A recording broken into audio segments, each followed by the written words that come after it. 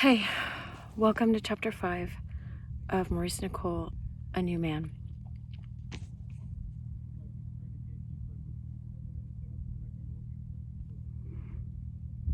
I might put my earpod in so that you don't hear everyone else. Here, I'll turn it around. So, I'm just going to be reading from Maurice Nicoll's book. This is in our series. You can join now or go back, listen to the other ones. I have been a psychologist for many, many years now.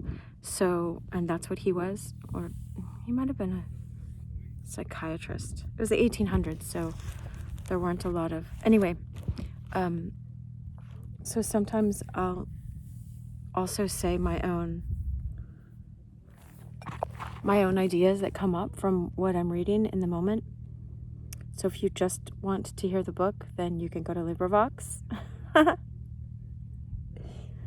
I'm like, I don't want to be defensive, but someone gave me a thumbs down. I'm like, I'm doing this as a service. Like, it's fine. It's not my identity. It's just like, if you don't like this, then you don't have to watch it. No one's making you. But I will say that sometimes I have comments and stuff, and we are getting this awesome view with the book.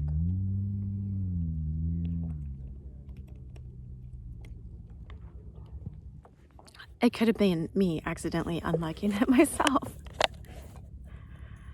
I doubt it though. I looked. Okay.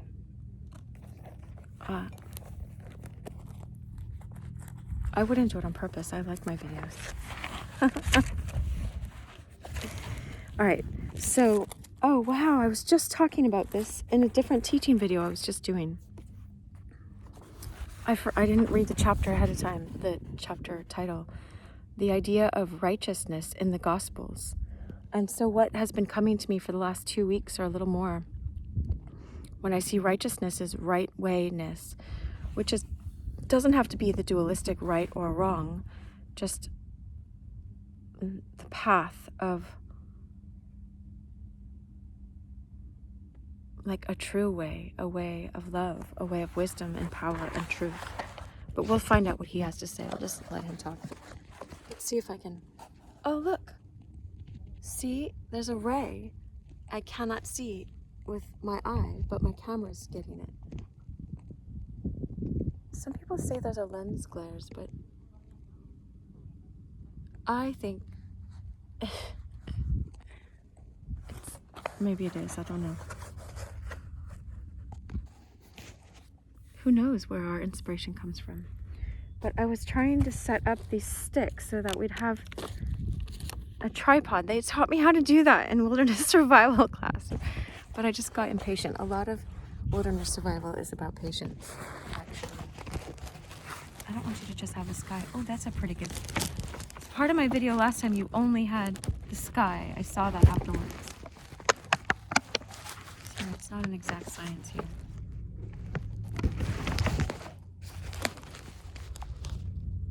There.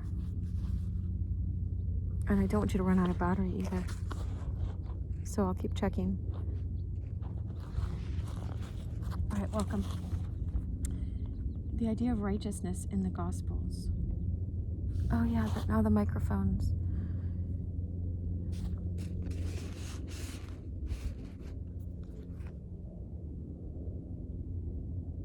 It ought to be right here. That's close enough.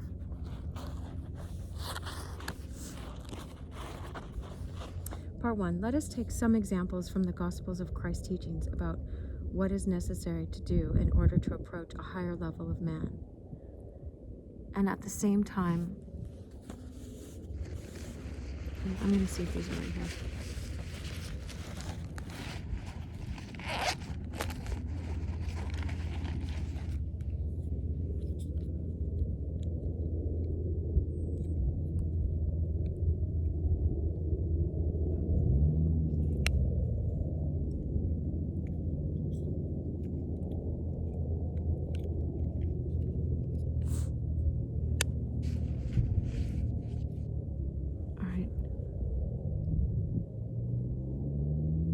no idea if these switched over.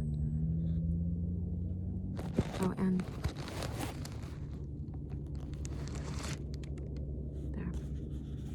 Okay.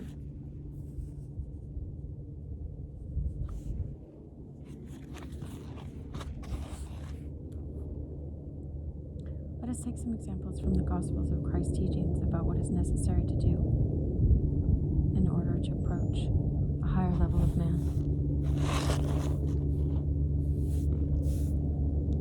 And at the same time, let us find some meaning for one or two phrases used by Christ which are not quite clear. Christ says in one place, "Except your righteousness shall exceed the righteousness of the scribes and Pharisees, ye shall in no wise enter into the kingdom of heaven."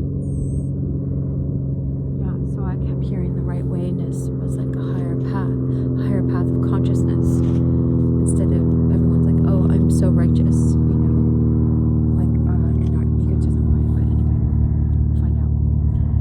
we'll find out Maurice Nicoll's idea of it. I'm not saying anyway. Okay, this is a definite statement having a definite meaning. What does righteousness mean, and what does it mean that one's righteousness must exceed that of the scribes and Pharisees? The word translated in the above passage as exceed implies in the original, in Greek, in Aramaic too, Jesus spoke in both, being over and above, and so uncommon or remarkable. It's not the same kind.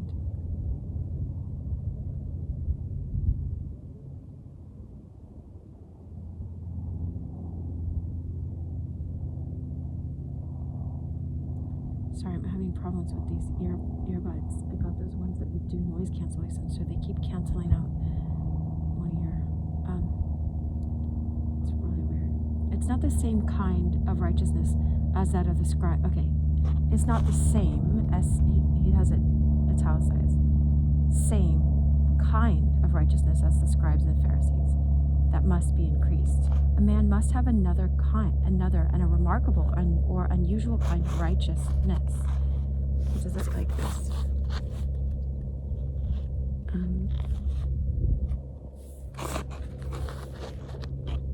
He puts a dash between righteous and ness. Over and above this righteousness. Righteousness in its primitive meaning was used of a man who observed the rules or customs of the society he lived in. A man behaved rightly by keeping the laws. Among the Jews, righteousness was a matter of the observation of the minute details of the Levitical law with regard to all its ceremonies, tithes, outer purifications, and so on. This form of external righteousness was many times the subject of attack by Christ. It was false righteousness in terms of what Christ was teaching, because it was done before men. It had no other object than to appear right outwardly in the eyes of other people. Christ said, "Take heed that ye do not your alms before men, to be seen of them, else ye have no reward with your Father which is in heaven. When therefore thou doest alms, sound not a trumpet before thee, as the hypocrites do in the synagogues and in the streets, that they may have glory of men. Verily I say unto you, they have received the reward. But when thou dost alms, let not thy left hand know what thy right hand doeth, and that thine alms may be in secret, and thy Father which seeth in secret shall recompense thee."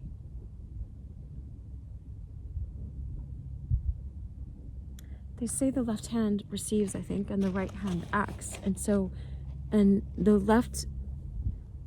your left brain is your logical brain, and that controls the right side of your body. And your right side is your intuitive brain, which controls the left side of your body. That's why, left-handed people operate or think differently. Oftentimes they're more artistic or whatever, because it's acting on your artistic or right side of your brain. And so what does he say?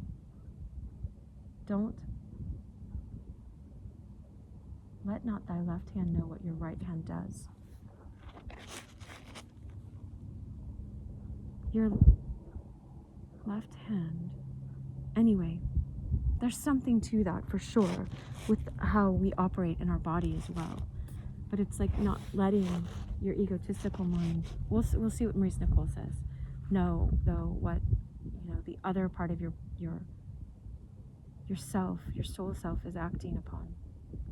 In the above passage, Christ is saying that the practice of this form of outer righteousness keeps a man where he is, in his own vanity and self-admiration. Christ is teaching about how a man can evolve, how he can become a new man. This is called the new man, an interpretation of some parables and miracles of Christ.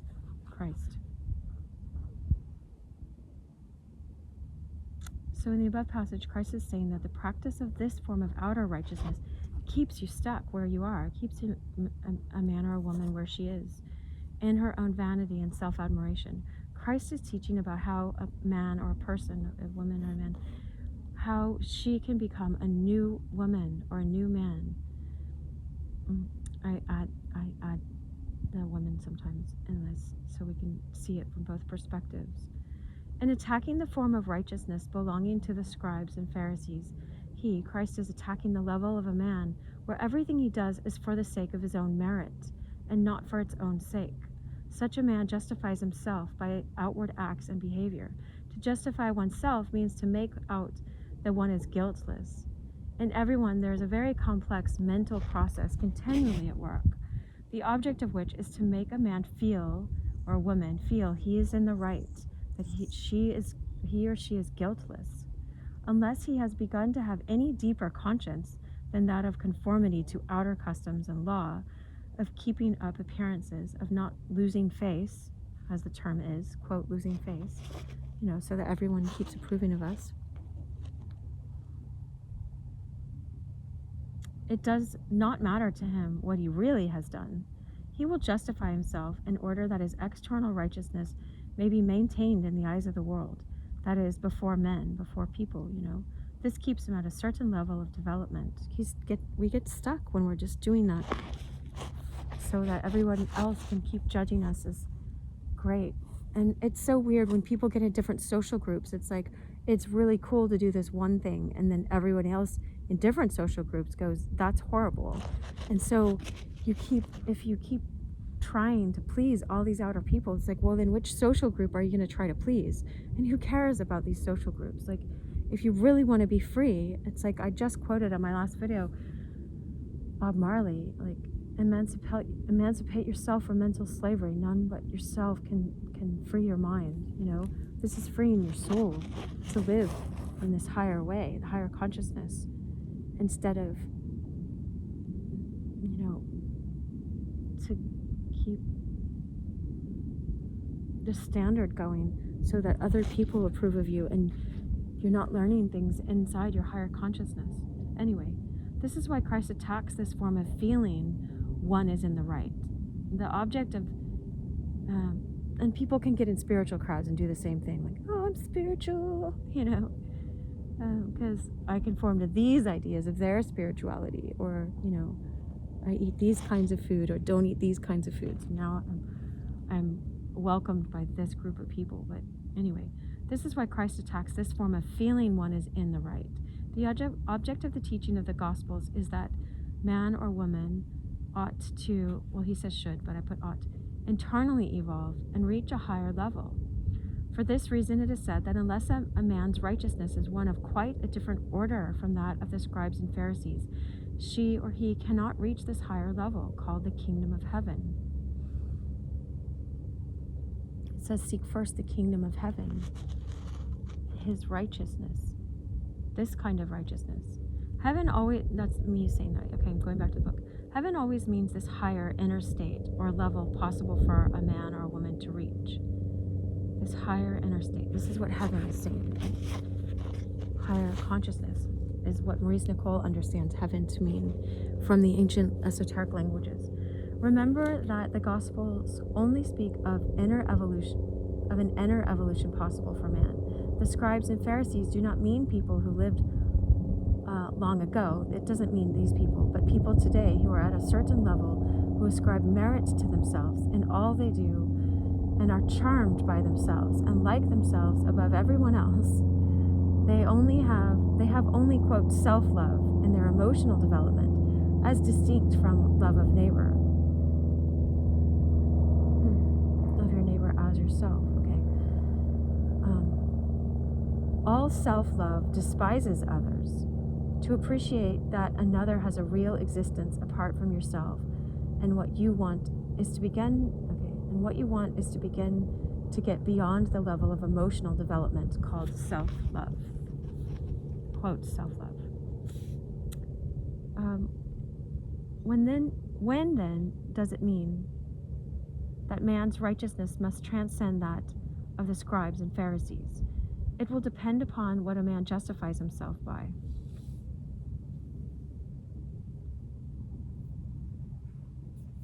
I hope my volume's not going in and out. I'm just going to put both earbuds in, and hopefully I'm not yelling now, because it cancels out all the other noise, and I love hearing nature. Now I know. Next time I have these backup headphones that are here too. They're just old plug-in ones.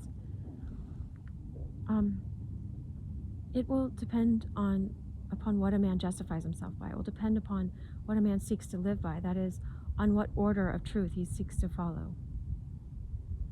Okay, so I'm going to go back to that. What then does it mean that man's righteousness must transcend that of the scribes and Pharisees? It will depend upon what a man justifies himself by. It will depend upon what a man seeks to live by. That is, on what order of truth he seeks to follow. If he only justifies himself in the eyes of the world, he will be one kind of man inwardly. The order of truth taught in the Gospels is different from that of the world and the realities of the senses. There was always a great deal of argument amongst those who heard Christ, and John, an example of this is given. Some said he is a good man, others said no, not so, but he leadeth the multitude astray. The point is that Christ offended the majority of people who heard him. His words were not only too strange, but too strong for them to accept, and so they were offended. I know I've offended lots of people, by the way. But anyway, so everyone is offended when what he justifies himself by is taken away from him. Ah, that makes sense. So we're each offended. Everyone is offended when what we justify ourselves by is taken away from us. Christ was teaching another order of truth, another order of what can make a man feel right in himself. He was teaching about the passage from one level of a man or woman to another level of himself or herself. He was speaking all the time about this higher level called the kingdom of heaven. But even his disciples thought he was speaking about the world and a kingdom on earth. So when Christ said that a man's righteousness must be something utterly different than that of the scribes and Pharisees, he was speaking of what that righteousness means in terms of this higher level and how a man must behave in regard to it. A man, in view of this higher level of himself, could no longer behave in the same way or seek his reward from the same source and feel himself guiltless by the same means. He had to realize that in view of the kingdom of heaven, all his self-righteousness was useless and could lead to nothing. When a man receives teaching about inner evolution, he can no longer justify himself as he has done. He can no longer blind himself by his former self-justification to what he really is, in light of the new order of truth that he has learnt. In the passage quoted above, it is said, "But when thou doest alms, let not thy left hand know what thy right hand doeth." This is spoken in reference to this other kind of righteousness through which entry to the kingdom of heaven is only possible. What does it mean? In the previous verse, it is emphasized that a person must not do his alms to be seen of men, as do the scribes and Pharisees. Alms signify what you do out of mercy. This does not mean only charitable acts. It means inner forgiveness, inner canceling of debts against others. In the ancient language of parables, the left hand denotes evil, okay, and the right hand good. So it's different than what I was saying, but it is something. It's the right? So in the parable of the separation of the sheep from the goats, at the consummation of the age, not the end of the world, it is said that the sheep are set on the right hand and the goats on the left. So in the above passage, not letting the left hand know what the right hand doeth, refers to two levels in men, which must be made distinct. Notice that you must not let the left hand know what the right hand does, not the other way around. Man at his ordinary level is, quote, evil. And here it means a man sunk in his own self-love and vanity. So that's the evil that we're talking about when we're in our egotism and stuck in our own self-love and vanity. And so a creature of the senses, just in those senses. The senses are the world. The right hand means a higher, or the beginning of a higher level of understanding. He must not mix those two levels. That is, he must not let his left hand know what his right hand does. The left hand is the lower level, dominated by self-love. Ugh. I was just talking about that. Like, I'll post a video and be like, oh, this other part of me is like, why did you put that out there? You're going to make an idiot of yourself, you know? And it's like, just don't let the one hand know what the other one's doing. Just keep going on and trust that was made out of mercy and out of love and out of inspiration, and let it go. Anyway, that's just one example that we can apply to real life. Let it be there. Let it be. What a man does from a higher level must be kept away from a lower level. In acts of inner mercy, in doing his alms, a man or woman must not act from the idea of reward, for to do so is to act from the level in him called the scribes and Pharisees, the level of the world, the lower level. He or she must act beyond this level for the sake of doing good, and not let what he has done in this respect become a matter of praise, and so nourish his vanity and self-love and self-righteousness. But more than this, he must not even think about what he has done, or converse with himself about it, and congratulate himself on his noble behavior. Otherwise, what he or she has done will pass into meritoriousness, like doing things out of merit, you know? Even although no one knows about it, you know in yourself, and now you do those things, you're reinforced to do those things out of the merit you bring to your own inner, like, oh, look, I'm spiritual, you know, I'm doing this, blah, blah, blah, you know. So don't even speak about it to yourself. Just move on. Keep acting out of mercy. Even although no one knows about it, it will drop down to that level in himself. He will begin to congratulate himself, to fall back, as it were, on his merit or her merit. She must know what it means to keep silence in herself. He must know what it means to keep silence in himself.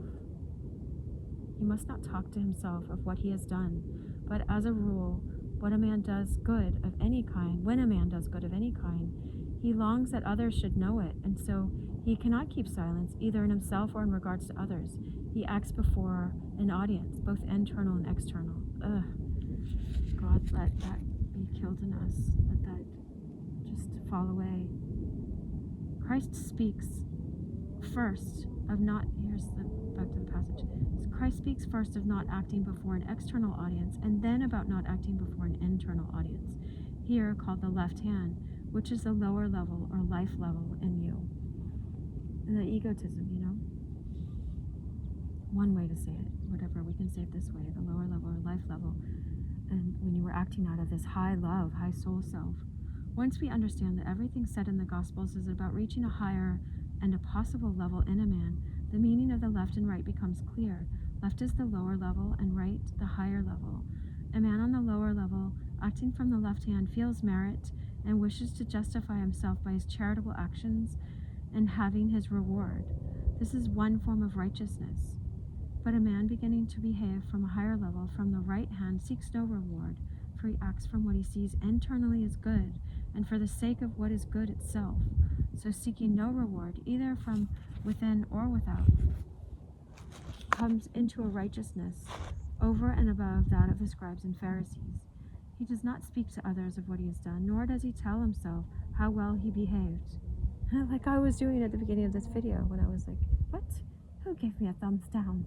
I tried not to take it personally and just now let's move on from it. Who cares already? I'm like, this is a charitable act. Oh, I need to just stop.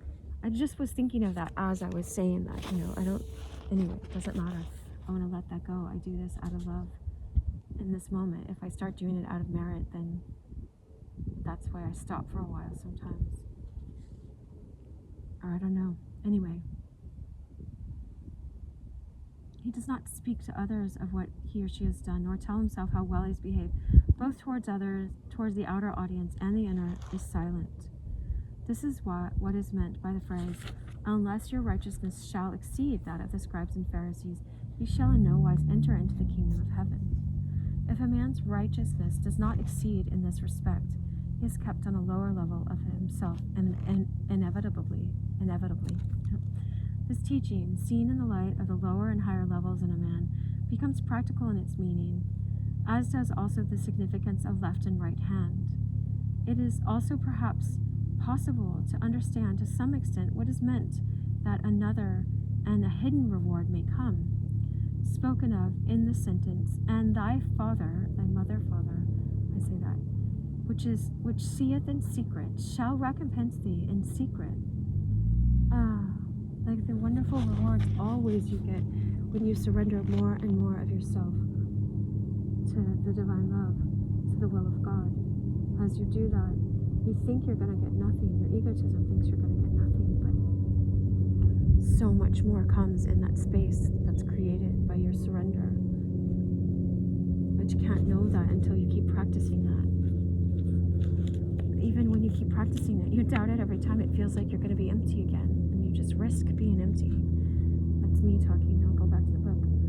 An extraordinary misunderstanding of the meaning of these words of Christ is found in the Authorized Version of the King James, where it is said, "And thy Father which seeth in secret shall reward thee openly."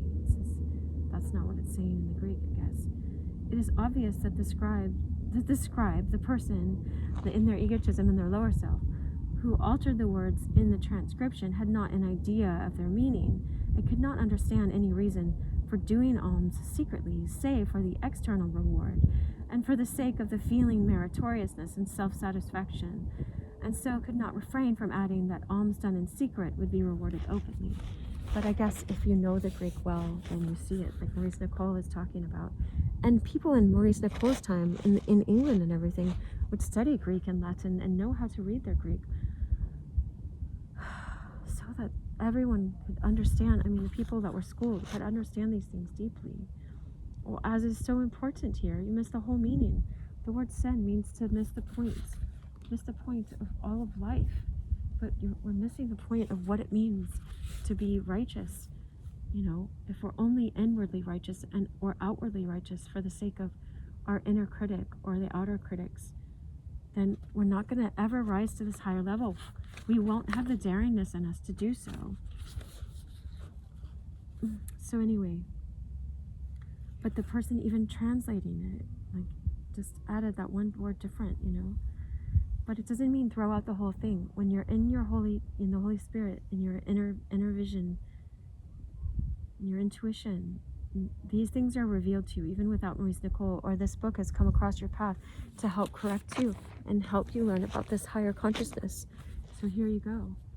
And perhaps at this point we might try to understand why it is, I'm back in the book, that so often people, not perceiving that the Gospels are about rebirth of a higher level of man, take everything said in them on their own level, and so mix up two orders or levels of truth. To take the Gospels apart from their central idea of rebirth, which means an inner evolution and implies the existence of a higher level, is to understand nothing of their real meaning. People will then only think of justifying themselves in terms of themselves as they are and the world they know, not understanding that another birth of themselves is demanded, a new form of themselves, not simply an increase of what they already are. They are already. It's like a higher version of yourself is birthed. This is really, really clear. If you want to go to YouTube, Sexual Morality with C.S. Lewis, someone did one of those doodles, those art doodle things, and they describe it, and he talks about, you know, if you're on a Hawaiian island or tropical island and everyone just wears bikinis because, you know, you're in 90-degree weather all the time, and it's tropical and there's rainstorms and whatever, like if these women or whatever are wearing clothes like that, and it's not a big deal, this is how the tribe wears, there's no shame in it. It's different from if you were in Victorian England and you're just walking around in a bikini, you know, like, so some people will judge though and be like, that's wrong universally, and they're not understanding that they're judging from their inner critic and the outer critic and the society, and C.S. Lewis isn't even talking about judging from society's norms. It's just understanding, you know, you can be sacred, have sacred sexuality, and be sacred in your, what was I asking about the other day? It starts with an I, not intuition. Integrity. You can be in your integrity and following this higher rebirth. And other people are going to reject you like they rejected Christ. They say Christ said that. They're going to reject you. They rejected me. They'll reject you. But it's not to do things like, I'm all self-righteous, so that people will reject you and you're judging them. Of course, they're going to reject you for being in judgment as well. That's a different kind of rejection. But I see people just saying, well, Christ said they're going to reject us, so let's be in judgment of everybody. It's like, just keep being reborn and give people space. Oh, look, there's a hawk. Oh, I hope that's in our shot. That is so close. That's so beautiful. He's like 100 feet away from me. He or she. That bird. Wow. So, this is so exciting. I love reading this. I love that people are talking about this.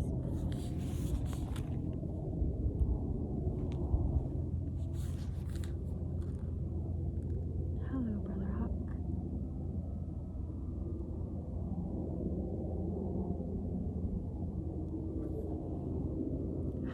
So,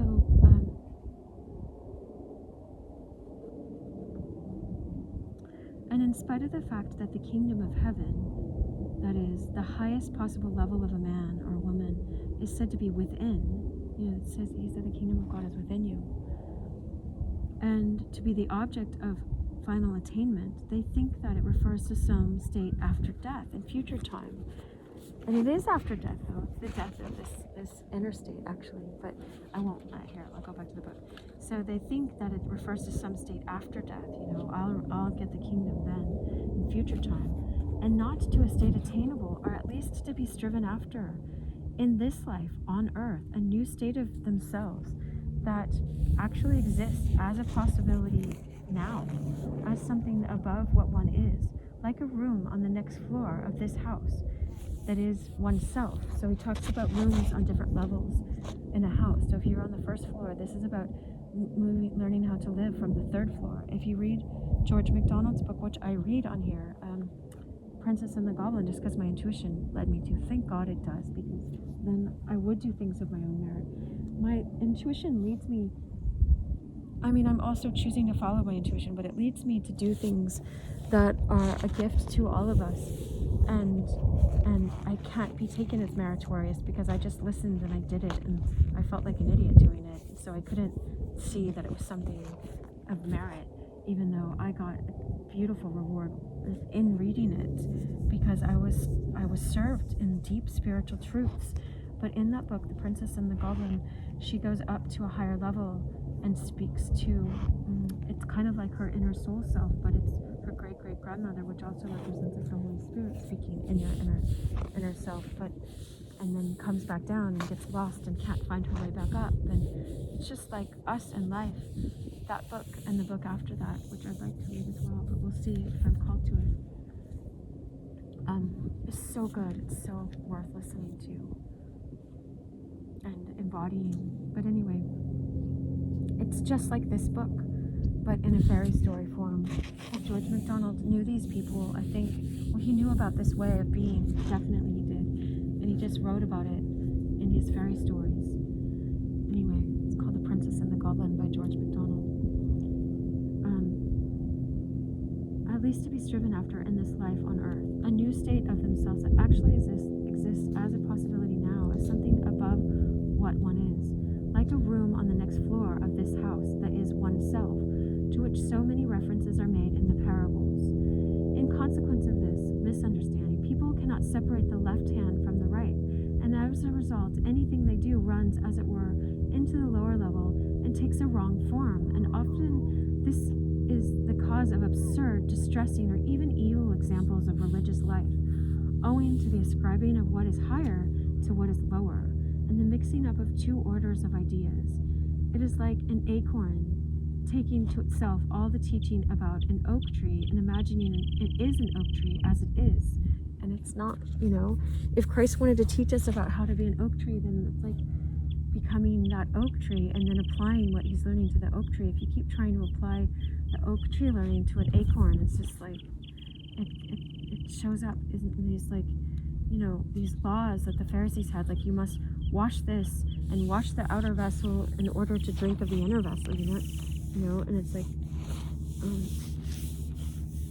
you can't. Jesus was like crucified for healing people on the Sabbath because they could not reconcile why he was working on the Sabbath, even though it was making a man whole, because their rules, it didn't match with their rules of how you gain approval in the eyes of their God and the idol that they made of God. Anyway, it's so sad. It's so sad when we do this. I'm not saying I'm above this. I do this all the time. That's why I'm reading this too. I want to learn. Anyway, but I was called back to it, thank God. And I'm glad some of you guys asked me to read it, and I wasn't doing it for that sake, but it helped it stay in my mind that I'd love to give this back to people in this way, or I don't know, it came across my path again. Even someone in the comments saying, well, you can just buy the book used, and I was like, oh yeah, because a lot of Maurice Nicoll's books are very expensive. Well, some of them, but the one in time is.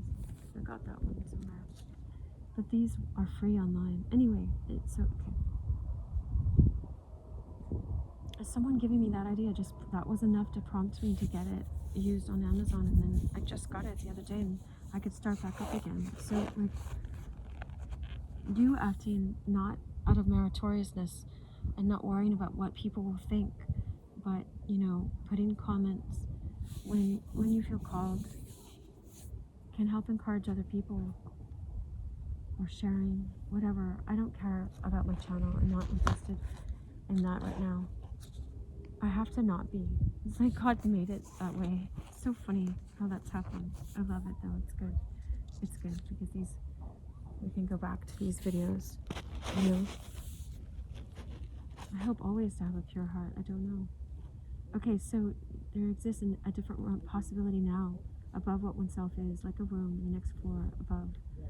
Anyway, okay, after the oak tree, we're going down to, from all of this, we can realize that no one can continue to justify himself or herself in the way he or she has always done and expect to become another and a new man, a new woman. We can't justify ourselves in our own ways and expect to become this new person. His feeling of his own righteousness must change, for as long as he feels or she feels that she is righteous as she is, she cannot change. As long as he feels that he is righteous as he is, he cannot change. He won't be motivated to change. She won't be. Because you're so busy justifying yourself, you know? Trying to earn your own merit internally and externally. Ugh. I felt someone come the other day in my meditative space. This is really personal. I felt someone coming in just saying, I hate you so much.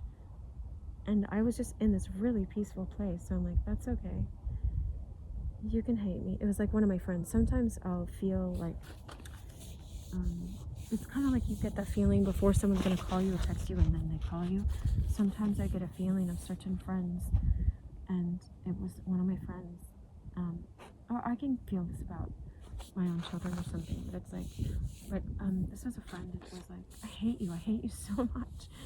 And I just sat there and I was like, it's okay for you to hate me. I just could feel in that moment, because I was at peace, that it wasn't about me, it was about something that was being reflected in that person. And yes, I can trigger people, and yes, I can be off balance, and I can go too far the other way in trying to balance myself, and I can put something out there that can, but I never, like, I have a reed right here. You know, I was trying to make my tripod out of this little reed, and it was like, you know, Jesus said, a bruised reed will I not break. Like, I never, ever, ever want to hurt someone on purpose or put something out, like, you have to be this form of righteousness, whatever. Never want to do that. Because that's not how Christ was. He was tender and loving and called us to, oh, they're playing baseball over there on the field. They called us to this high truth. He called us to that, but he didn't And so we could hate him and get mad at him in the moment for calling us to that. But he had such an art in the way he did it. I don't have that same skill in art. I'm a little clumsy in how I do it. And so I could even take that my friend hated me because of the way I did it. If I did it the wrong way, it's fine. I was still calling out something that was off balance in me. And not necessarily just trying to correct someone else, but it's kind of like the narcissist stuff, like trying to correct the narcissist in ourselves. This is the narcissist that does things to try to keep proving to ourselves that we're righteous. Anyway, sit with yourself when you hate yourself for bringing up these things and be like, well, am I trying to build up my own merit? Like, then who cares if I hate myself? Like, I can hate myself in this moment and then move past that. Don't like learn how to actually love yourself in a deep, deep way. When I say hate yourself, I don't mean like live in a state of hatred towards yourself. That can be a temptation to stay in a depressive state. I don't mean that. I mean like when you're mad at yourself for not living up to some external or internal ego state of merit. Like this is talking. Let's just keep going. He'll probably explain this in a way that will make more sense to our logical brain. But it's important that I bring up these aspects so we know what this is like in our own lives. Anyway, okay, so his feeling of his own righteousness must change. For as long as he feels that he is righteous as he is, he cannot change. His whole idea of what it means to be righteous must change, because it is exactly people's feeling of being righteousness, of being in the right, that prevents them from changing. They are satisfied with themselves. It is only others who are wrong, not themselves. And it is also their feeling of being already righteous and in the right that determines their special forms of justifying themselves. Like, oh, I get to justify myself from stepping on this person in this way, and not call it stepping on them, and not calling it, oh, it's this them, it's not me, not taking responsibility. But I ought to think of my own stuff instead of now I'm in my mind about how this person, he hurt me really deeply, but it's because they were operating in a way that I allowed them to operate, because I wasn't operating in a higher way in myself. So it's not to blame that person. We do teach people how to treat us, and it doesn't justify them treating us that way at all. It's still wrong for them to do, deeply wrong for them to act in such cruel ways. But I was acting in a cruel way to my own self at the same time, or I wouldn't have allowed someone to come in. I mean, of course, the first time they do it, maybe, but if you keep allowing someone to do it, then that's because you think you deserve it still, because you haven't come across this higher knowing of how you can be reborn to a higher state of right way of beingness, righteousness, in your being state, actually. But anyway, they are satisfied with themselves. It is only others who are wrong, not themselves. It is also their feeling of being already righteous and in the right that determines their special forms of justifying themselves. From this they derive their feeling or worth and merit, and it is just here that they are most easily upset and most easily offended. And anything more easy than being offended and giving offense? Yes, I understand this. Okay, this is the human situation. Oh, thank God, I don't have to be perfect.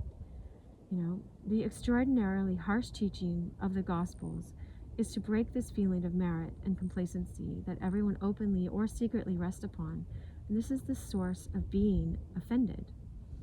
In the light of the kingdom of heaven, in view of this possible inner evolution, or this higher level, a man must come to realize that he is almost nothing as he is, and that all his vanity, merit, conceit, self-esteem, self-liking, self-satisfaction, and self-love, and all his imagination of himself is practically an illusion. It is indeed only possible to understand that harsh teaching. Oh, it's just 44, I think. Yeah, I'm gonna quit at the end of this part 1. I'm gonna stop reading, not quit, but it's only possible. It's indeed only possible to understand that harsh teaching of Christ in view of its aim, which is to break up a man's whole psychology, the man as life has made him, the man he regards himself as, and makes her think and feel and act in a new way. Oh yeah, so it makes him or her act and feel and act in a new way, so that he begins to move towards a higher level, towards another state of herself or himself that exists within him as a possibility. Let me read that. Okay. I'll just do him for now.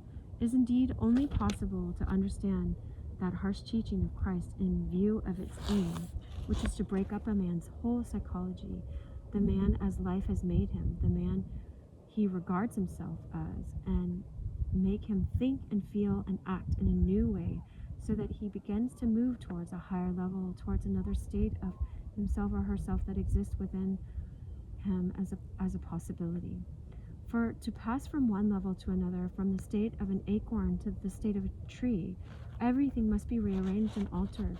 All a man's ordinary relations with different sides of himself must alter. The whole setting of his being must change. The whole man must change.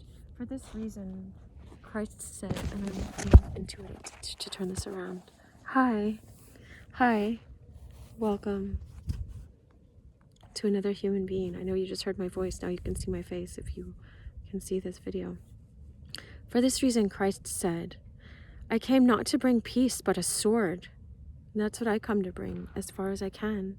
Anyway, for I came to set a man at variance against his father, and the daughter against her mother, and the daughter-in-law against her mother-in-law, and a man's foes shall be those of his own household.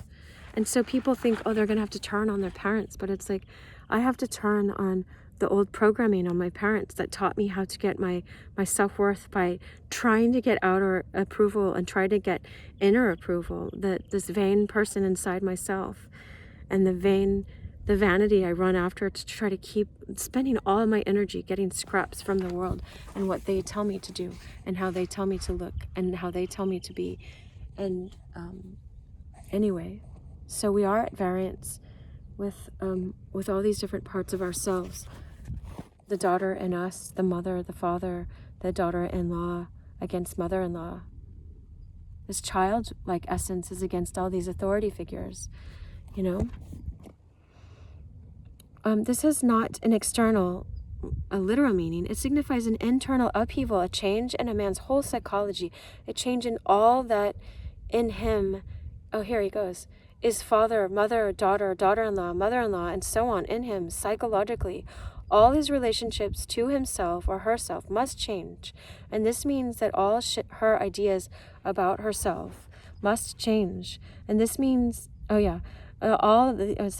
means all the ideas about himself or herself and his whole feeling of himself or herself must change.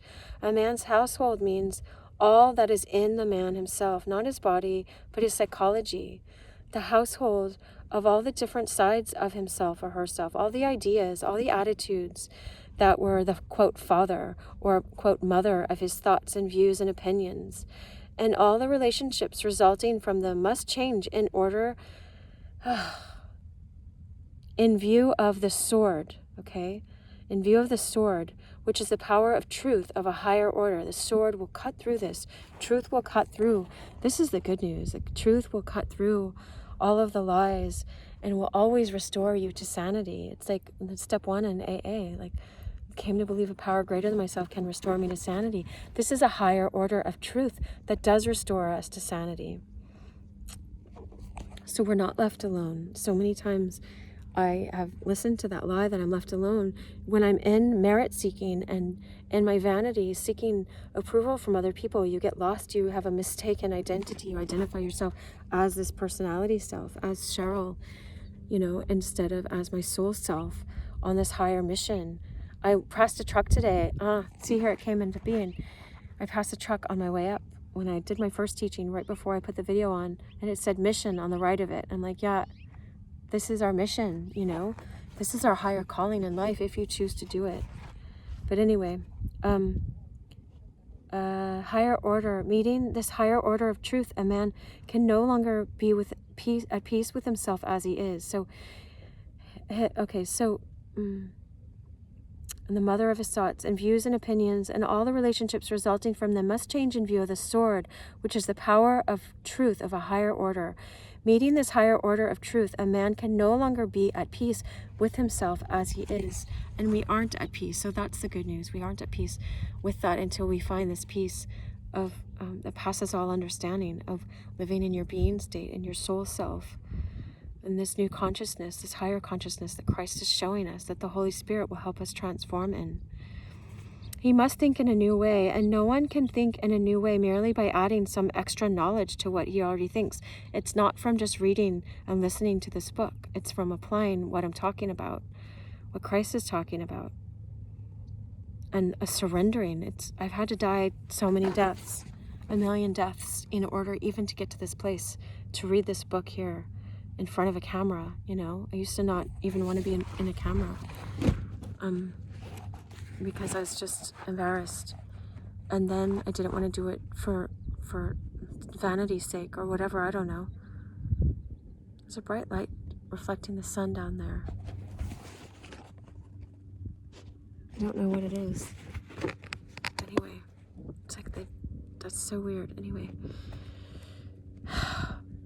he must think in a new way, and no one can think in a new way merely by adding some extra knowledge to what he already thinks. The whole man must change, or woman. That is, his whole mind must change. First of all, this parable refers to the starting point of Christ's teaching, to metanoia. He has it in... Oh, I just read it in Greek. I didn't even realize I was reading it in Greek. It's down here. It's right here. I took Greek. I took it because I wanted to know these deeper things, but I don't know my Greek really well. So, metanoia, metanous. That's how he has it, and it's more. Where'd it go? Over here. The root word. It's coming from metanous. To a man beginning to think. Metamorphosis is metamorphosis, like you guys know that. A lot of our words come from Greek and Latin words, and other languages do as well, the Latin languages. But anyway, noia is your nous, your soul self, or your deeper self, or it's, look up Nous, and it's amazing what you'll get when you... I think there's a YouTube video I used to reference that talked about it. But anyway, to a man beginning to think beyond how... Okay, Christ's teaching. This parable refers to the starting point of Christ's teaching, to metanoia, to a man beginning to think beyond how he always thought. A metamorphosis of your inner mind, of your... Okay, so always thought, to think an entirely new way about himself or herself, and his meaning and his aim, and her meaning and your aim. Your meaning has changed, your aim has changed, and the way you think about yourself has changed, and other people, and getting merit from outside. It is not repentance. The word metanoia in the Bible, it just, every time you see the word repentance, most every time, it's this word metanoia. And so understand it. It doesn't mean repent, you this horrible person. It's like, no, you're missing the point. It's the word sin is hamartia, to miss the mark. You're missing the point of all of life. Turn to this higher way of knowing. Have a metamorphosis of your nous, of your inner mind, so that you can stop missing the point of life. It's not repent, you evil, horrible person. Reject yourself because you're not living according to your own merit or according to the world's merit. Gosh, I wish I could shout this on the top of this mountain and everybody in the world could understand this. It is not repentance as translated, but new thinking over and above all that he thought before, all that she thought before, all that you thought before. It's over and above that. It's calling you to a higher place. In the same way, the righteousness, the right wayness that Christ speaks of is over and above and beyond all that a man has justified himself by and regarded as being his righteousness, his idea of being right. It is indeed meta-righteousness. It's a metamorphosis of what you understand righteousness to be. For me, it helps to think of like sacred instead of like, how can I be righteous in my sexuality or whatever? How can I hold it sacred? How can I be righteous in myself and my own integrity? How can I hold myself sacred? Like, I'm part Native American, like they had the sacred fire, and everything is sacred, and every part of the animal is sacred, and our life is sacred. How can I live like that? That helps me remember this deeper, my soul self back here, not my egotism. Your egotism is up here. I forgot, I talked about that in my last video, not this one, but your egotism is like this up here, and your soul self, that your egotism can't understand the things of the soul. And it is coming into this metamorphosis of your nous that helps you live more and more from your being state instead of your doing state, your egotism.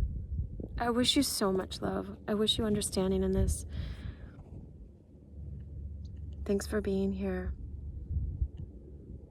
Support my channel if you'd like for it to keep going, you know. I'll do it as long as I'm called to anyway, so much love.